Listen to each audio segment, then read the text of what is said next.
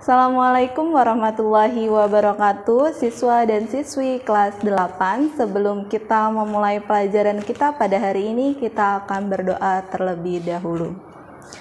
Pelajaran kita pada hari ini yaitu tentang proses pembentukan peraturan perundang-undangan. Proses pembentukan peraturan perundang-undangan, pembentukan peraturan perundang-undangan nasional didasarkan atas ketentuan hukum yang berlaku.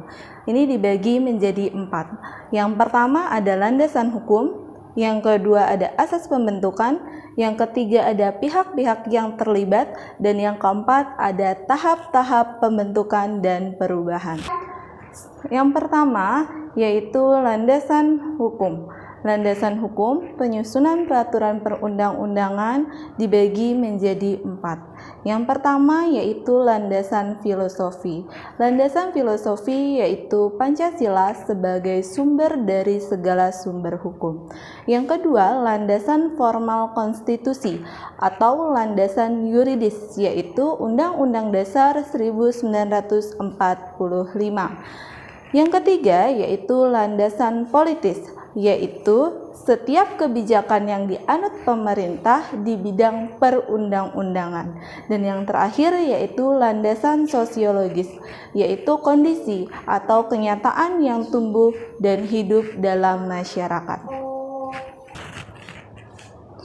Yang kedua yaitu asas pembentukan peraturan perundang-undangan yang baik.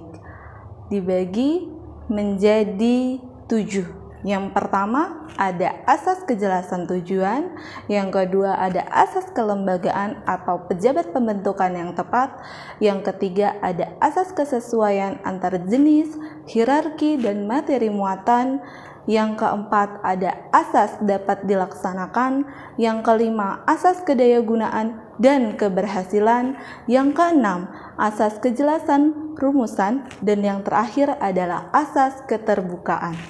Perlu diperhatikan juga asas-asas yang harus terkandung dalam materi muatan peraturan perundang-undangan, yaitu pengayoman, kemanusiaan, kebangsaan, kekeluargaan, kenusantaraan, Bhinneka Tunggal Ika, keadilan, kesamaan kedudukan dalam hukum dan pemerintahan, ketertiban dan kepastian hukum, dan yang terakhir yaitu keseimbangan, keserasian, dan keselarasan. Yang ketiga, pihak-pihak yang terlibat.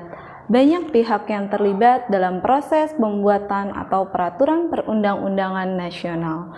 Yang pertama, MPR dalam perubahan Undang-Undang Dasar 1945. Yang kedua, MPR dalam pembentukan ketetapan MPR. Yang ketiga, DPR dan Presiden dalam pembentukan undang-undang. Yang keempat, Presiden dalam pembentukan pemerintah pengganti undang-undang. Yang kelima, Presiden dalam pembentukan pemerintah dan peraturan Presiden. Dan yang terakhir, yang keenam, DPRD provinsi bersama gubernur dan DPRD kabupaten atau kota bersama bupati atau wali kota dalam pembentukan peraturan pemerintah daerah provinsi dan peraturan pemerintah daerah kabupaten.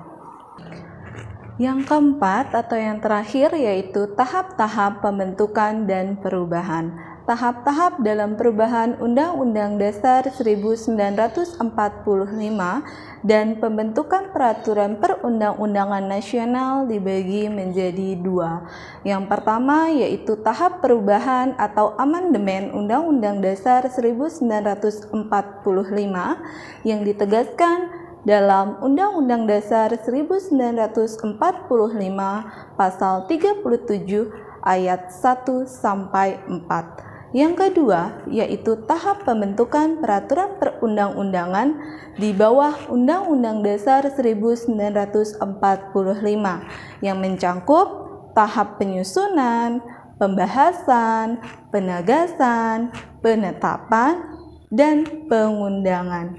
Demikian materi yang dapat saya sampaikan, kurang lebihnya mohon maaf. Wassalamualaikum warahmatullahi wabarakatuh. untuk tugasnya kelas 8 silahkan kalian buka LKS halaman 54. Di situ ada uji kompetensi 1. Kalian kerjakan nomor 1 sampai 30. Boleh langsung di LKS, boleh di buku tulis. Kalau di buku tulis, kalian tulis jawabannya saja. Jangan lupa tulis kelas, nama, dan tanggal. Setelah selesai, kalian kirimkan ke saya. Terima kasih.